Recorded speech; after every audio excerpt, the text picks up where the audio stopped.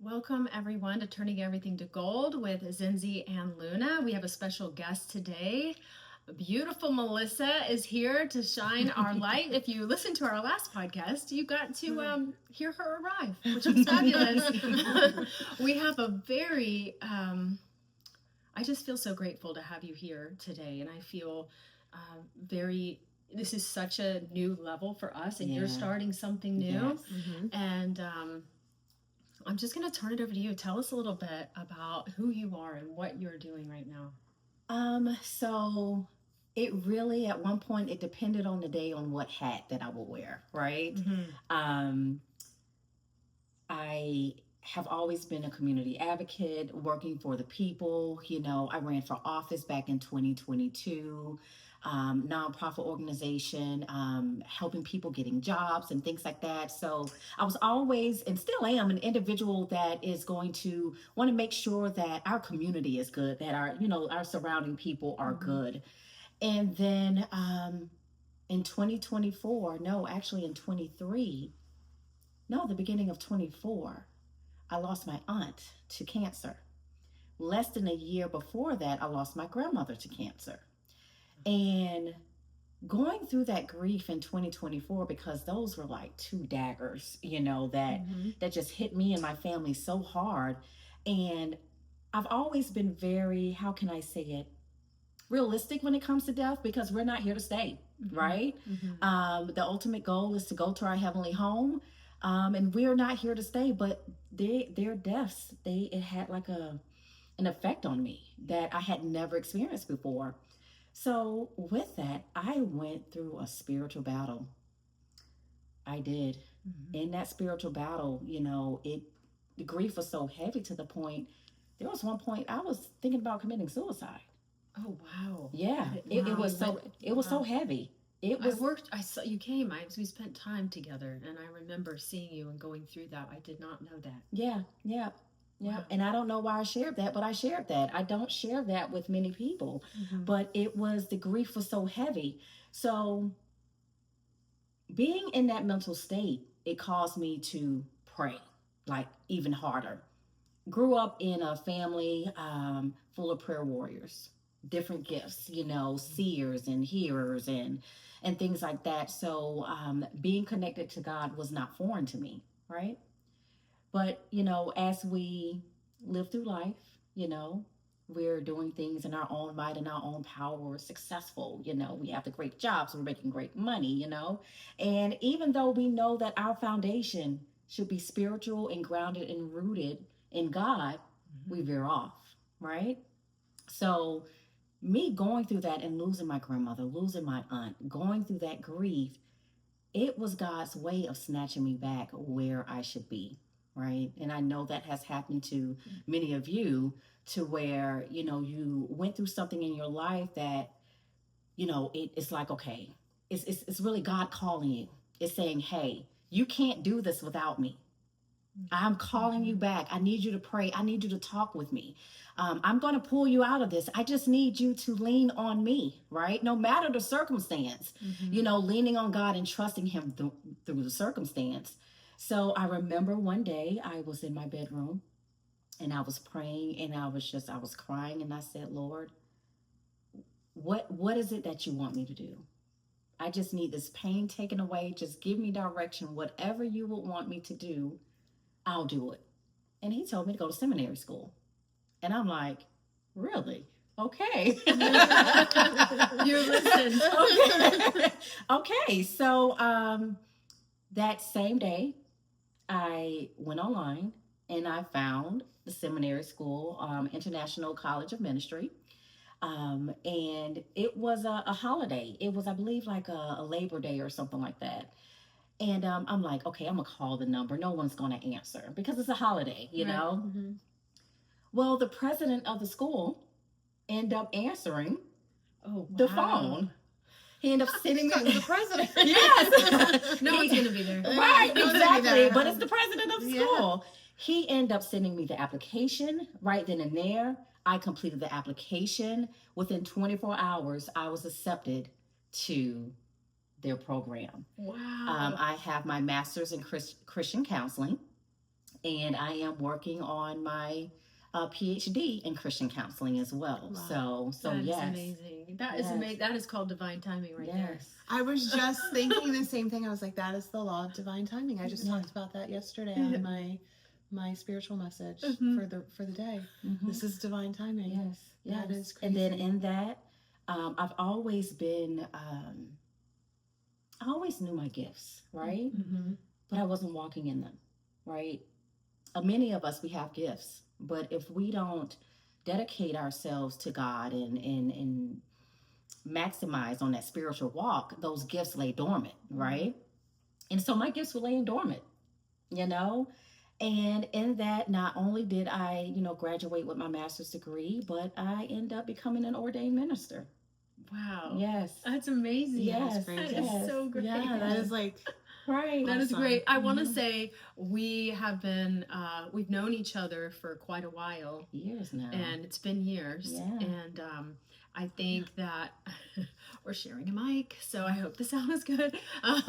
And I knew you were, running for something going on. Maybe you were representing, and I just remembered, man, she's got a great voice. And when we did a class one time, and I can't remember exactly, but the Holy Spirit was moving in the class, and I'm thinking, she is a prayer warrior, and we have come together as a group, the three of us, and done some powerful praying. We have. And I just want you to say real quick, and she's got to share this, because it's when you get into this space with people of like mind, and you let, really, we talked about, what are we going to talk about? And Melissa was like, let's just let God do it. Because if we try to plan something, he's got a different direction we're going to go anyways.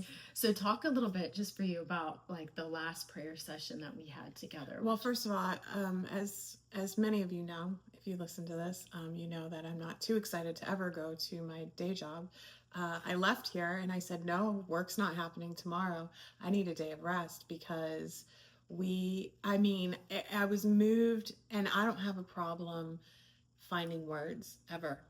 There were no words. And even when we did our little prayer session before, I was having a hard time finding the words, because when I get in the space, especially with Melissa, and I'm just going to say that when Melissa lost her aunt was when I started coming to see you. It was right around the same time. So I was going through something, and Melissa was also going through something, and we met, and she was with her cousin. She used to come to class with her cousins, and I can just remember feeling their grief in the class, and not in a bad way, but in a way of like sharing it with them, and like sending that healing energy to them. And that's when I realized, like, healing and energy work and all of that together is amplified in a group setting. You cannot do it on your own. And I can just remember, and my husband, even when we talk about like people, when we were like, oh, I'm getting together with Melissa and Zenzi to do a prayer session, he's like, who's Melissa? I said, remember the woman who, when I was going through that stuff with work and the union and Jamie, remember we stayed after class one night and she prayed? I was like, oh yeah. Oh, okay. Because like your energy even affects him, and in a positive way, like in a very spiritual. And when I'm around you, and I have to say, I have another friend who is side road. When we refer to people of color, right? Black people of color, like, what is the way? Because as a white woman, and in this, whatever's happening right now, I don't know what is the most comfortable way to refer to a person of color. Is it okay to say black? Is it okay? For me, yes. Okay. Right? But then you have some people that's so sensitive. Right. Right. I am not sensitive when it comes down to some people prefer African American. Right. Some people prefer Black. I'm like, I'm Black. Okay. You know, just keep it simple, you know? But yes. I know this is a total side road, but I was thinking about it because I don't want to be offensive to anybody. Exactly. So I have another friend, and she also doesn't mind me calling her Black. Okay. But she has come to a class, and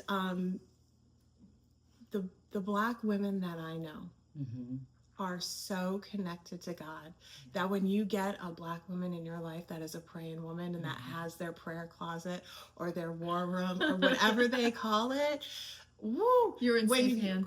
When you need something, you know exactly who to go to. And I just feel like I have that energy with you. And I'm just like, I don't even know how to give her that energy back that she gives to me, because it's like, and the same thing with my friend Gwen, like, she's just like, you know, no, in the name of Jesus. And she's sending me a Bible verse every day, and we get together and she's like, get behind me, Satan. And she's like stomping on his head. And this is at work. This is like 6:45 in the morning. I'm like, what has gone on today that this is where we're at? Right. But yeah, so it's like, and so we came in and we were, because there have been things that have been happening in all three of our lives that have been definitely darker, more oppressive energy. And Zenzi said, we need to get together. We need to pray. Like, we have to get together, and feeling like it needs to be in person. I'm like, I'm down. Like, I probably said it 10 times. Yeah. You're like, I think we need to be in person. Yeah, we're going to be in person. Just give us the day. And no, we came in and I was like exhausted. I had to go home. I had to not work the next day. I had to really like take a minute, take a breath, and be like, okay. And then since then, what a direction life has done. And I know for you as well. Yeah, tell us a little hours. Tell us a little bit, explain a little bit about after that really powerful session. And it was amazing. And we prayed for each one of us in life and just things that were going on.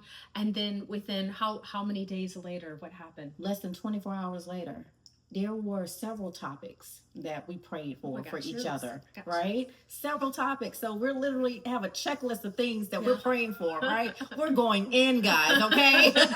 We're telling the enemy where he can go, take your hands off, you know, all of that, right? And less than 24 hours, there was like a dramatic change, right? Actually, one of the topics where we prayed for my marriage, right? And less than 24 hours, just a change in me and my husband's conversation, right? That's the power of prayer. That's the power of connecting with like-minded people, you understand, who has just having that heart of prayer, having that pure heart, and knowing how to have a conversation with God. I want to make mention of this.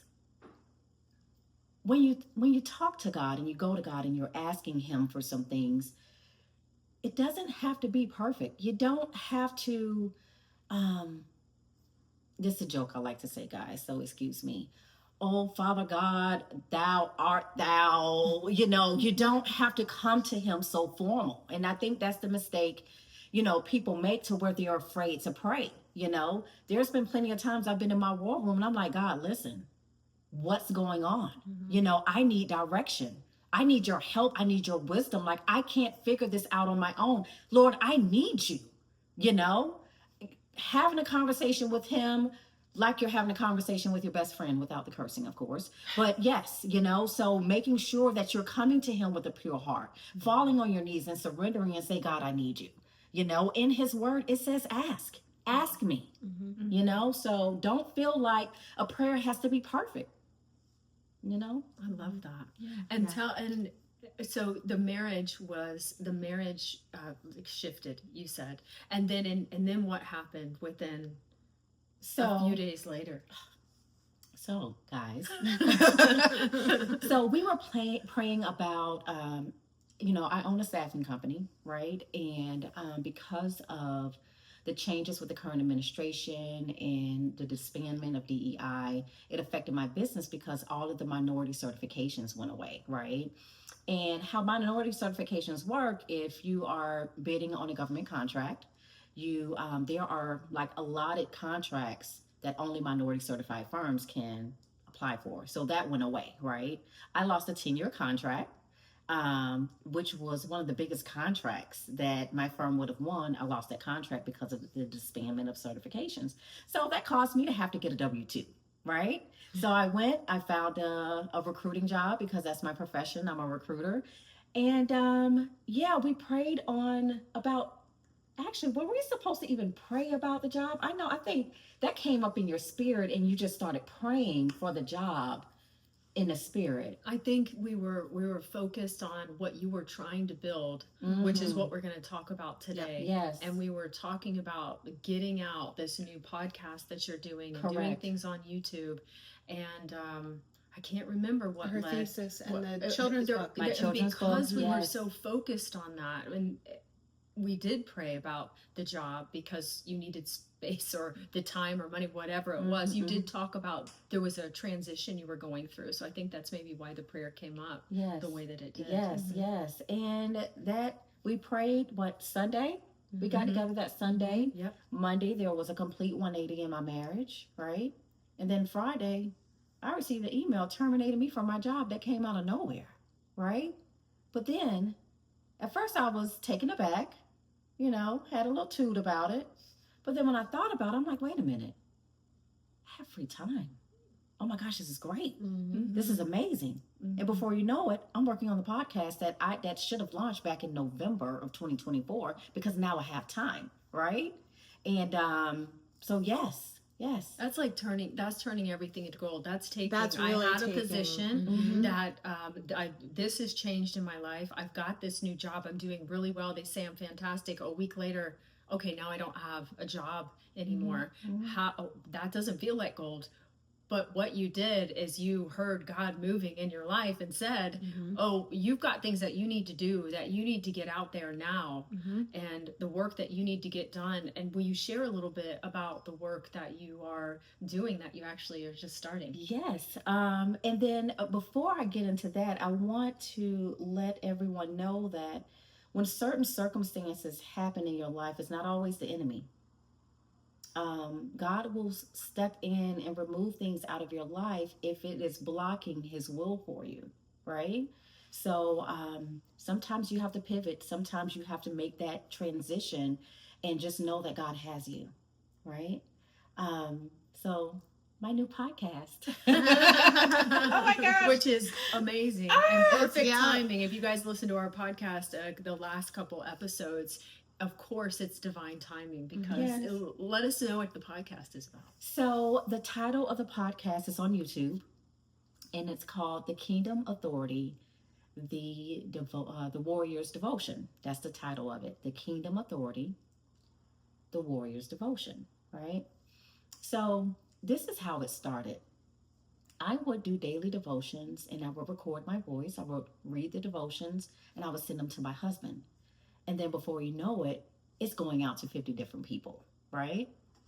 And then one of my sisters, she came to me and she said, have you ever thought about doing a podcast? And I said, yeah, God put it in my spirit months ago to do a podcast. And God will do that to you too. He'll give you a direction, and then he'll bring somebody else to follow up to confirm the direction that he gave you. You got this, right? Exactly. You're going to do this, right? Right, exactly. Confirmation. And so I was meditating on, well, what would the podcast be about, right? And as I was meditating on that, and I was thinking about it, I'm like, I know exactly what it is. See, there are many pastors out there that's great, right? But in my opinion, there are too many feel-good messages out there, right? Oh, the blessings are coming, the abundance is coming, this and all the what. There's no true teaching in a lot of these messages that you see online or even in church, right? And it's like, okay, well, what do you do What steps do you need to take when you are going through spiritual warfare? How do you fight when the enemy is attacking everything in your life? How do you fight against the enemy? And so the purpose of my podcast is the fact that it's teaching you how to fight against the enemy. It's equipping you, right? It's providing guidance on what you need to do when the enemy is throwing everything your way. And ultimately, the goal is to build warriors for God's kingdom, right? See, and this is what I teach. See, the enemy, he doesn't want you to know or be able to recognize that it's one of his attacks. And so in my podcast, it actually teaches, how to recognize when he is being deceptive, when he is bringing the distractions in your life, right? So yes, that is the Kingdom Authority. I love that. I think that the work that we were just, or the podcast we were just doing, talking about the work that we do, which I also want to bring in. Yes. Because we do things energetically and spiritually a little bit different than some people. We talk about this on the podcast. This is when we work on the body, mind, and spirit, the spirit is the most important thing at that point of the Trinity, the top of the triangle. And I think warfare, and we were just talking about it, to where we're seeing this everywhere, where people are talking on podcast and YouTube and things, where people are talking about spiritual attacks and demonic possession and what this looks like in your life. And I think we even discussed a little bit of what that looks like, right? Like, you asked me, like, how does this look? How does it present itself with my work that I do? Yeah, yes. But I heard something very, very, very interesting in the last few days. And it was, you have this beautiful house, right? Beautiful house, lights, just gorgeous. You're looking at it from the outside, but you look and all the doors and the windows are open, right? Because that represents your body and your energy is open. And then what happens when everything is open? If you had a house that was just wide open, what would happen? Squatters would move in. And that's, I think, a beautiful way of describing how things come in, is when you leave yourself open energetically. And the enemy knows when you are weak. They know it. They know when that window upstairs is open and you didn't mean to leave it open, and it's still open, and in it comes, and it is staying, and it is not going anywhere. And it will take years and years and years, sometimes a whole lifetime or several lifetimes to get rid of. And I just think that when I heard that, I thought, that's what's happening right now, is we're just walking around as energetic beings, and we're just open. And if you're not aware or conscious of it, you are just open to everything, and things are coming in through social media, things are coming in through our daily life, things come in through the news. I always say this, the best advice Zenzi ever gave me was turn off the news. Turn off the news. And then we talked about my Bravo TV addiction. No disrespect, Bravo. But we talked about it, and you were like, well, how does it make you feel after you see these things? It makes me feel horrible. It makes me feel horrible about myself. I feel horrible for the people that I'm watching. It doesn't feel good. And she's like, and that's how these things come in. And I think a lot of us, myself, I would have to include myself at times, are just unaware of what is coming in and how it's coming in. It's coming in through, something our mother says, or my family used to do this all the time. And I really had to set a boundary and be like, please stop sending me these things. I don't go on TikTok for a reason. I don't want you to send me these videos of all of the horrible things that are happening in the world, because that weakens my energetic field. And then things come in and I start doing things that are not typical for me anymore. I'm mean to people. I'm lash out at people. I'm doing things that I know I should not be doing. Not drugs or anything. Alcohol, I think. Am I going off on a tangent? You do a little I bit, but am. it's good. I'm like, we well, like because then I'm tangents. thinking about, It's- I'm reading so much, and it's talking about the Native American, the Native way of thinking is, we stay away from the bars because the alcohol and the energy around the bar and Right. drugs is really where the enemy comes into attack. And with that, I'm going to stop talking. Okay, comes in There from you go. a lot of different directions. Yeah. And I think you're 100% correct. And I think there's a lot of open doors. You have to have awareness, which is why you are creating and putting this out there to teach people ways to protect and then go to battle. And sometimes we need to come together in a group like this because Yes. you can't do it on your own. You don't need to do it on your own. Right. It's important. Strength when in you get- numbers. Yes, Yes. absolutely. And it is, sometimes when you're tired, you've been fighting, battling maybe, let's see, what's my number now? 8 years. Then you get a little tired and you're like, okay, I'm reaching out. I need some help. I need support. Yes. So you're doing other things as well. The podcast, fabulous. The devotions are in the podcast, Yes. amazing to listen to. Yes. Which my next question is, when we prayed, you were working on something else. Yes. Can you tell me a little bit about what else you're working on? So, I'm finished actually writing a children's book, and this children's book is tailored around mental health, right? It's called Brave Little Heart, and it's somewhat of a biography about myself. There are many books that teaches children about their own mental health, right? If they have ADHD or bipolar or whatever it may be. But I could not find a book that taught a child that it is not your fault when they have a parent or a loved one, right? Mm-hmm. That is suffering from a mental health illness. The book is so amazing, and it's going to be very helpful for parents and counselors. That's the counselor in me that's coming out. And in the book, it actually has activities that you can do as a family, right?